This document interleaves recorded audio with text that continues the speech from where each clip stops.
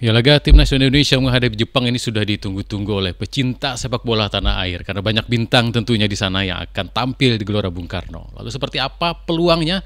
Saya sudah bersama Bang Reja Palepi. Halo Bang Reja. Halo Bang Aulia. Aduh, ini sudah pakai jersey tim Iya, nasional. betul Sudah nih. siap-siap berangkat ke GBK ya? Terbang ya. Ya, tapi musuhnya ini Jepang loh ini. Aduh, saya kalau ngomongin Jepang ini rada-rada gimana ya? Ini 15 ya? Iya. 15 gol berhasil disarangkan. 1 gol itu juga bunuh diri ya, Betul. kebobolan. Ini gimana Bang kalau bicara mengenai Jepang yang dengan pemain bintangnya yang semuanya mainnya di Eropa gitu? Betul, tentu Jepang ini kan merupakan sebuah tim sepak bola yang di Asia itu ya bisa menduduki rating nomor 1 ya, Iya. di antara negara-negara Asia lainnya. Nah, karena ini berdasarkan catatan histori sejarahnya, Jepang kan juga tim Asia yang paling sering masuk Piala Dunia. Iya, langganan lah ya. Langganan Iya. Piala Dunia, bahkan beberapa kali juga menjuarai Piala Asia. Nah, jadi ketika momentum malam ini nanti kita berhadapan dengan tim raksasa Asia, saya rasa ini kesempatan tim Indonesia juga gitu untuk membuktikan bahwa kita juga bukan kaleng-kaleng ya. Oke. Tapi sekali lagi ya tadi mentalitas itu penting Bang. Mentalitas. Kalau saya lihat pemain timnas kita hari ini sepertinya sudah siap untuk meladeni bagaimana permainan timnas Jepang. Dan juga kita punya pengalaman ya dalam waktu dekat. Maksud saya dalam beberapa tahun ini kita sudah pernah ketemu Jepang. Ya, Piala Asia kemarin Ya ya? betul, Ya. waktu di penyisihan Piala Asia secara langsung maupun tidak langsung saya kira Coach Sintayong kemudian para pemain yang bermain juga pada malam hari ini itu komposisi pemainnya juga kurang lebih dengan Piala Asia justru lebih kuat hari ini kan ya, dengan tambahan beberapa pemain, ada Tom Hai, ada Zai Izes yang kemarin tidak tampil di sana. Piala Asia, kemudian ada Verdong, kemudian ada Ragnar juga. Nah, tentu ini menambah mentalitas Baik. Indonesia. Jangan lupa siap. Kevin Dix juga. Oh iya betul, Kevin Dix ya. Kevin Dix malam ini semoga diberikan kesempatan untuk oleh Coach Sintayong untuk menjalankan debutnya, karena feeling saya dan juga perkiraan saya kemungkinan Kevin Dix itu dimainkan sejak menit awal. Kenapa? Karena yang pertama Mes kan tidak batal Iya, ya dipanggil. karena cedera begitu Iya, ya. betul, karena cedera. Jadi perkiraan itu di lini belakang itu akan dihuni oleh Zai, kemudian Justin dan juga Kevin Dix. Baik. Ini menarik ya. Kita Iya. melihat pengalaman Kevin Dix kan bermain di Eropa, kemudian rutin juga sebagai pemain inti atau starter, kemudian juga sudah bermain di Liga Champion dan ya di liga-liga sudah berhadapan dengan pemain-pemain top Eropa. Jadi ini kesempatan yang bagus gitu untuk Indonesia. Tapi kalau nanti ada yang bilang emang tega nyadengin Rido gitu ya. Begini Bang ya. Iya. Kalau dalam sepak bola itu kita tidak ada istilah saing-saingan, kemudian ini Tega-tegaan pemain gitu ya. keturunannya tega-tega, ini pemain keturunan, ini pemain asli gitu, itu tidak ada dalam sepak bola. Kenapa? Karena pelatih itu menilai siapa yang siap Bang, siapa yang siap. Nah, makanya kan di dalam sebuah tim itu fungsi dari latihan itu selain juga menjaga kebugaran, juga pelatih itu melihat gitu dari beberapa pemain yang dipanggil ini kira-kira siapa yang memiliki kesiapan, baik itu kesiapan fisik, kesiapan teknik sampai kesiapan mental yang paling bagus. Maka itulah yang nanti akan dipasang menjadi pemain inti gitu. Makanya pemain itu juga dalam sesi latihan itu juga harus bisa membuktikan gitu. Jadi sesi latihan itu bukan hanya sebagai fungsinya untuk menjaga kebugaran, tidak, tapi disitulah juga pelatih itu menilai siapa yang siap untuk dipasang menjadi starting 11 Baik. pertama gitu. Baik, tapi ada yang senang, ada yang enggak nih. Saya nggak tahu banyak yang senang atau enggak. Betul. Kapten kita nggak dipanggil nih.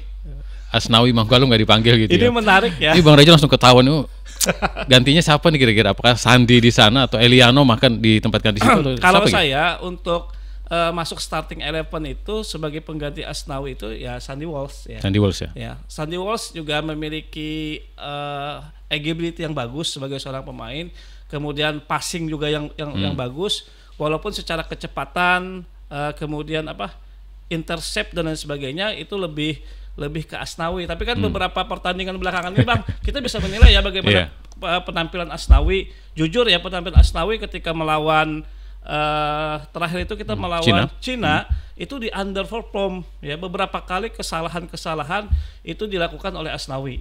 Nah mungkin juga ini juga yang menjadi sebuah perhatian dari Coach Sintayong yang tidak memanggil Asnawi, walaupun alasan di media itu kan karena cedera, tapi kan itu dibantah ya oleh Asnawi. Saya aja begitu ya. Iya betul. Masih fit gitu ya. Betul, tapi kata Coach Sintayong saat itu pemulihan pasca cedera hamstring itu kan tidak cepat Bang. Jadi perlu yang lama, walaupun misalnya Asnawi dia mengklaim dirinya sembuh, tapi Coach Sintayong dan juga jajaran pelatih lainnya itu memiliki penilaian yang lain gitu. Apalagi nanti yang dihadapin Mitoma ya. Ya Mitoma.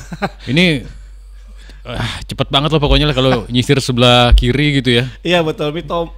Jepang ini kan punya kiri kanan sama lah sebenarnya. Punya komposisi pemain itu yang berimbang, baik lapis pertama maupun lapis kedua. Terus di setiap position itu juga dia memiliki kualitas pemain yang bagus ya, apalagi dua sayapnya kan, Kubo dan juga Mitoma, kemudian disupport dengan umpan-umpan pendek, umpan-umpan true pass dari Endo. Ini kan menjadi sebuah hal yang membahayakan gitu. Nah kalau kita lihat di beberapa pertandingan sebelumnya, Mitoma ini kan dan Kubo ini kan gaya bermainnya hampir sama ya. Dia menyisir dari sayap, kemudian merengsek ke tengah gitu. Kemudian menciptakan beberapa peluang, entah itu langsung shooting, entah itu langsung umpan ke pemain temannya gitu. Ini yang bisa membuahkan gol dan juga membuahkan hasil. Itu saya rasa Coach Sintayong juga sudah mencoba untuk mengantisipasi itu Bang. Nah makanya dengan hadirnya Kevin Dix, kemudian Zai Ijes itu juga diharapkan mampu untuk membaca pola permainan yang itu bisa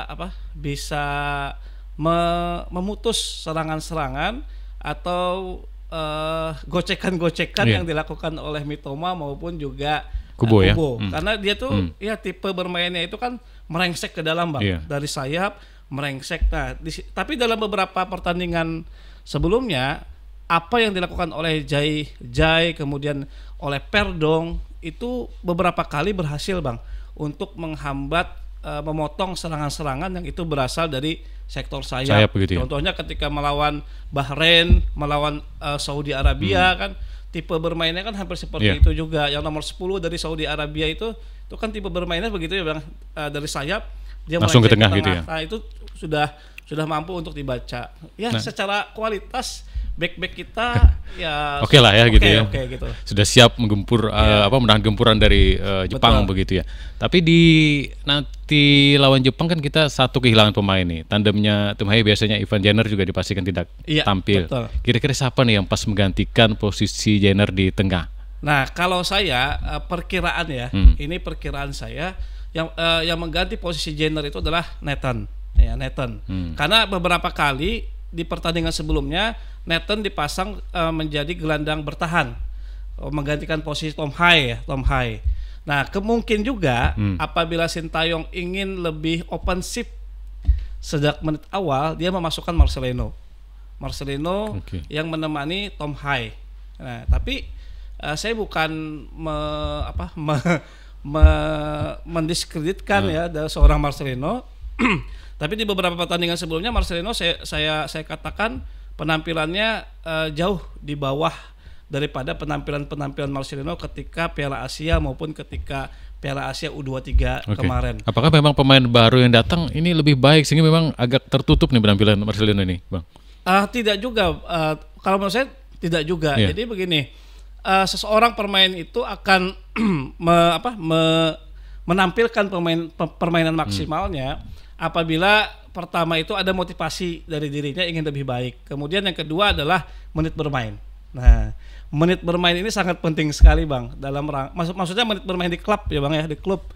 Ini sangat penting sekali dalam rangka itu untuk ya tadi meningkatkan skill, meningkatkan daya juang, meningkatkan jiwa kompetisinya sehingga itu ya tadi bisa memotivasi dirinya. Kalau seorang pemain itu tidak diberikan menit bermain di klubnya, nah ini yang dikhawatirkan adalah mentalitasnya tidak terbentuk, kemudian skillnya tidak ada peningkatan. dan hal-hal yang lain. Jadi itu yang menjadi sebuah persoalan gitu. Saya sekali lagi bukan mendiskreditkan Marcelino, tapi yang saya lihat di beberapa pertandingan sebelum-sebelumnya agak menurun begitu ya? Ya, agak. Oke, tapi Sintayong ini kan sering dikritik karena uji coba di starting line up begitu ya. Jangan-jangan ntar malam yang turun di Kambuaya gitu ya? Ya betul. Ini juga yang menjadi kritikan, kritikan ketika melawan Bahrain. Banyak netizen yang mengatakan bahwa ini kesalahan dari Coach Sintayong gitu. Sebetulnya begini.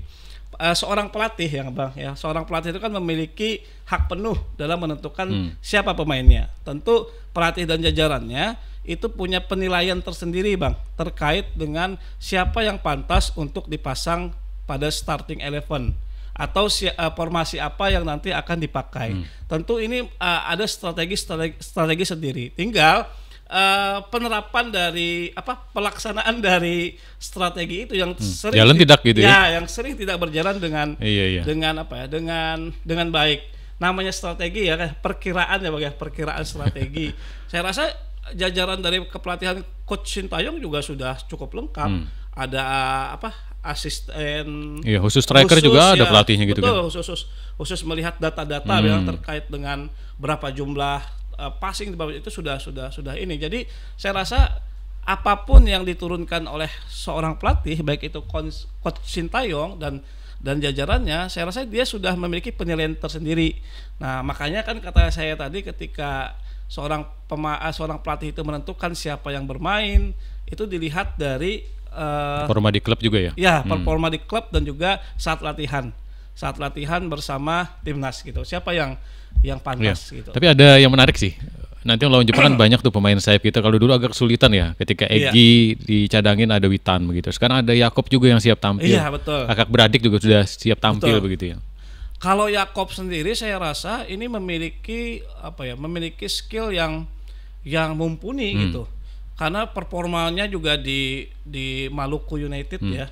Di Maluku United juga lumayan sangat bagus, bahkan Yance kemudian Yakob beberapa kali kan memberikan gol Bang buat Maluku United, kemudian menciptakan beberapa peluang di pertandingan terakhir.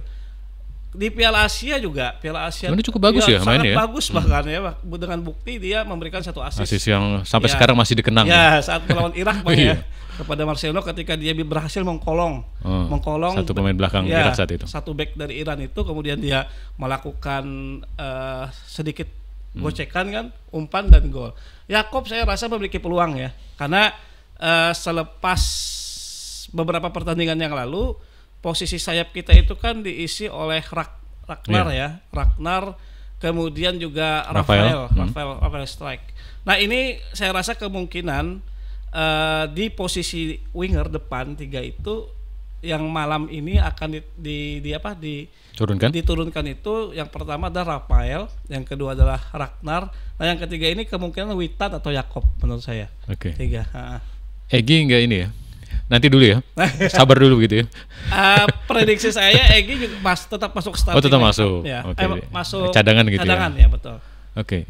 Saya tertarik dengan Rafael ini. Ini kan kalau di main-main biasa gitu ya, pertandingan biasa, mainnya biasa. Tapi kalau di momen penting, lawan Korea kemarin juga lawan Bahrain kan berhasil unggul. Dia menunjukkan kualitasnya begitu dengan tendangan placing-placingnya begitu. Ini unik juga pemain satu ini. Kalau saya boleh samakan dengan pemain top Eropa, Rafael Strike ini sama dengan Filippo Inzaghi. Dia tipe striker yang bisa membuka ruang, kemudian mampu menciptakan peluang-peluang yang itu secara realnya itu agak susah untuk gol gitu. Tapi sekali lagi kenapa Coach Sintayong itu terus memasang Rafael Strike untuk menjadi starting 11-nya, walaupun banyak ya kritikan ketika itu ya Bang ya, kritikan karena Rafael belum berhasil mencetak gol untuk timnas senior, tapi gaya bermainnya itu sangat bagus sekali sebagai seorang striker. Dia tidak hanya mampu untuk menciptakan peluang, tapi dia juga bisa memberikan peluang kepada teman-temannya gitu, kawan-kawan yang lain untuk masuk dan kemudian berhasil menciptakan peluang. Karena kan tipenya itu dia membuka Bang ya, membuka, menyamping, kemudian dia juga memiliki gocekan yang bagus. Nah, 1-2 sentuhan yang bagus. Witan ke keunggulan dari Witan itu adalah 1-2-nya, passingnya, passingnya, agility-nya, kemudian juga skillnya. Nah, kalau Rafael ini dia memiliki daya jelajah yang bagus sebagai seorang daya juangnya striker. juga cukup ini ya, membantu pertahanan juga turun naik gitu ya.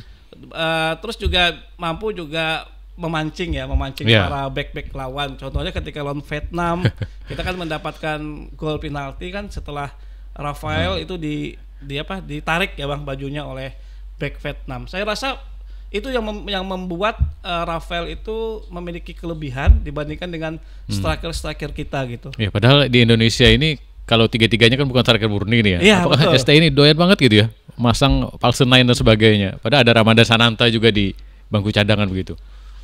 Kalau saya lihat juga ketika Coach Shin melatih Korea, khususnya ketika Piala Dunia tahun 2018 ya kalau tidak salah Bang ya. Di mana saat itu saya nah ini hampir sama gitu komposisi pemainnya. Jadi yang menjadi striker juga ketika itu tidak striker murni Bang, tapi winger yang dipaksa untuk menjadi striker gitu. Tapi sekali lagi baik itu winger maupun striker murni ya, itu Bang dalam sebuah permainan itu dia harus dituntut untuk menciptakan peluang dan juga gol juga ya.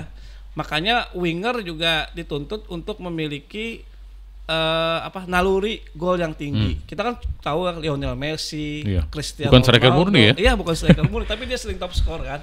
Oke, gitu. Itu yang juga tampaknya mulai dilakukan oleh tim nasional Jepang ya. Ini Kubo dan juga beberapa pemain lainnya tampaknya memang merata ini yang golin di Jepang, ada beberapa pemain malah dibagi rata begitu. Saya rasa itu merupakan sebuah pola permainan modern. Saat ini kebanyakan klub maupun negara itu menggunakan formasi 3 di depan, 2 winger, 1 striker murni. Nah itu kan ya hampir semua klub hari ini menggunakan formasi itu. Jepang juga pakai formasi seperti itu, Indonesia juga memakai seperti itu karena pola permainan seperti itu lebih stabil, kemudian juga lebih efektif Bang, baik itu dalam bertahan maupun dalam membangun serangan. Nah, ya betul, saya setuju Jepang untuk golnya sangat ini ya Bang. Iya, merata tuh. Nah, itu membuktikan bahwa teamwork dari Jepang itu berjalan sangat luar biasa, teamworknya. Jadi dia tidak tertumpu hanya pada satu pemain misalnya. Endo misalnya kepada Endo atau kepada striker nomor 9 itu, tapi semua pemain itu bermain secara teamwork kemudian berhasil untuk menciptakan beberapa gol yang dihasilkan oleh beberapa pemain. Itu kan buktinya. Nah, kalau tertumpu hanya satu pemain, ya otomatis yang menjadi top skor itu adalah yang satu pemain itu saja gitu. Ada satu lagi nih yang biasanya juga paling banyak dibicarakan kalau di Indonesia, Jordi Amat. Ada yang doain semoga Jordi nggak dipanggil deh gitu ya. Tapi ini dipanggil nih termalam. Kalau dia dipasang biasanya pendukung ini agak deg-degan gitu. Ini gimana, ini ada pelanggaran atau enggak gitu ya. Sebenarnya ini posisi yang pas ini di mana sebenarnya Bang? Jordi Amat ini Bang. Jordi Amat memang dia seorang center back. Kalau kita melihat dari track record pengalamannya, dia pernah bermain di Swansea dan juga di beberapa klub Liga Spanyol juga ya. Espanyol ya, betul, di Espanyol dan juga liga-liga Eropa lainnya. Kalau saya lihat Coach Sintayong kenapa dia memanggil Jordi, ini melihat dari pengalamannya. Pengalaman Jordi ketika bermain di Eropa. Karena kan hampir usia yang paling senior di timnas hari itu adalah Jordi Amat. Nah, mungkin pengalaman itu harapannya adalah bisa dibagikan kepada rekan-rekan yang lain yang usianya tentu jauh lebih muda. Ya, kalau kita boleh melihat bagaimana performa penampilan dari Jordi Amat dalam beberapa beberapa pertandingan belakangan ini Indonesia, ya memang beberapa kali Bang ya melakukan blunder yang itu membuat kita kebobolan gitu ya. Itu deg-degan. Dimulai dari saat uji coba dengan Argentina. Itu main-main di lini pertahanan sendiri. Pertahanan betul. Tapi sekali lagi kehadiran Jordi Amat di timnas ini juga menurut saya itu mendapatkan posisi yang positif. Selain dia juga bisa menjadi medium, maksud saya medium antara pemain keturunan yang baru bergabung dengan para pemain-pemain lokal kita, dia juga bisa membagikan pengalamannya. Kemudian juga keunggulan dari Jordi Amat ini kan long ball-nya Bang. Umpannya bagus ya. Ya, Kalau yang nyambut si pelari-pelari itu bakal jadi cantik sekali tuh. beberapa kali gol yang yang terjadi di timnas kita, baik itu pada saat uji coba Piala Asia sampai dengan pertandingan sebelumnya, itu kan dari umpan Jordi Amat. Jadi dari back kemudian dia long. Termasuk waktu Piala Asia kemarin yang gol Marcelino itu kan awalnya berawal dari Jordi kan membangun serangan dari bawah begitu. Oke. Jadi prediksi nanti gimana Bang?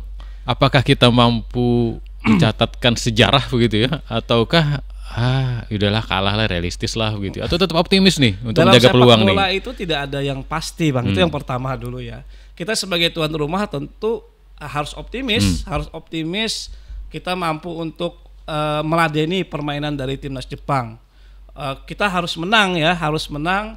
Tapi beberapa media pengamat mengatakan, bahkan netizen mengatakan kita cukup draw saja, itu udah menang gitu ya. Tapi bagi saya kita harus menang dong. Harus menang ya. Okay. Kita punya kualitas pemain yang cukup bagus ya, yang bagus. Bahkan pemain kita juga bermain di liga top Eropa ya. Ada Liga Italia, kemudian ada Liga Denmark juga. Kemudian juga Liga Belgia, Bang. Saya rasa untuk komposisi pemain timnas hari ini, menang itu bukan sesuatu yang tidak mungkin. Mungkin Bang itu menang ya. Nah, prediksi saya ya Indonesia menang 1-0 lah. 1-0 ya. Iya. Oke. Walaupun nanti dengan berjuang berdarah-darah. Berdarah-darah gitu ya. Menang 1-0, yang ngegolin siapa nanti kira-kira? Kalau saya minta Ragnar lah. Ragnar ya. Oke, kalau saya yang Jordi Amat lah nanti ya. Jangan-jangan nggak diturunin ntar malam ya. Oke, nanti kita akan ketemu lagi tentunya dengan pertandingan lainnya tim nasional Indonesia tetap untuk menuju Piala Dunia yang harus tetap dijaga peluangnya agar nanti bisa tampil dong dengan negara-negara top Eropa lainnya, dan juga Amerika Latin juga ya, ada Argentina juga nanti kalau bisa lolos. Betul. Gitu ya. Oke, tetap di Aircast Radio Podcastnya RRI.